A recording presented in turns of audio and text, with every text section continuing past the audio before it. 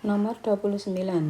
Seorang siswa memasukkan logam tembaga dan zinc ke dalam asam klorida. Hal yang terjadi adalah logam tembaga itu simbolnya adalah Cu, sedangkan zinc adalah Zn. Nah, untuk menjawab soal ini itu diperlukan pemahaman tentang deret volta.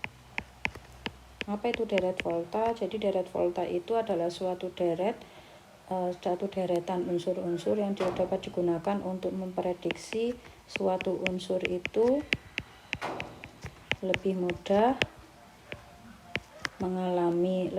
tereduksi atau teroksidasi. Nah, itu fungsi dari deret volta. Nah, dari deret volta itu juga nanti bisa digunakan untuk memprediksi suatu reaksi itu bisa berlanjut, suatu reaksi antara unsur-unsur atau senyawa dapat terjadi atau tidak. Jadi itu fungsi dari deret volta. Nah, ternyata di deret volta letak kedua unsur itu yaitu CuZn dan asam klorida ini HCl ya. Itu letaknya ternyata yang sebelah kiri sendiri itu adalah Zn, baru H, terus baru Cu. Nah, artinya apa? Ingat, kalau unsur semakin kiri di deret volta,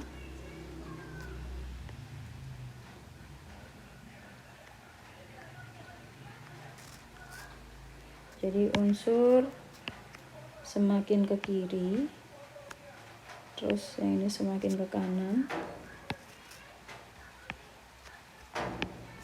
Nah, semakin ke kiri, suatu unsur itu semakin mudah mengalami oksidasi atau bertindak sebagai reduktor kuat.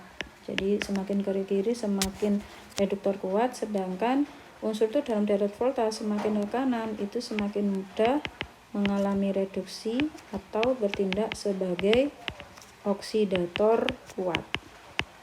Sehingga ketika ada logam tembaga Cu dan Zn dimasukkan ke dalam asam klorida, maka reaksi yang akan terjadi itu adalah Cu plus HCl dan Zn plus HCl. Nah, ini yang bisa bereaksi itu adalah Zn plus HCl.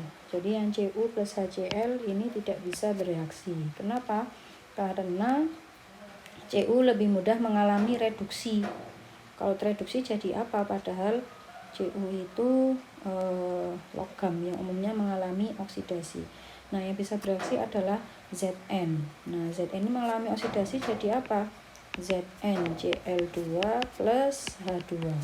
Jadi Zn-nya mengalami oksidasi, sedangkan HCl-nya mengalami reduksi.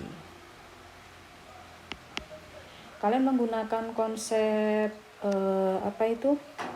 desak-mendesak juga bisa. Jadi hidrogen dari HCl itu bisa mendesak Zn, sedangkan hidrogen dari HCl tidak bisa mendesak Cu. Jadi yang paling tepat adalah zin larut dan menghasilkan gas hidrogen.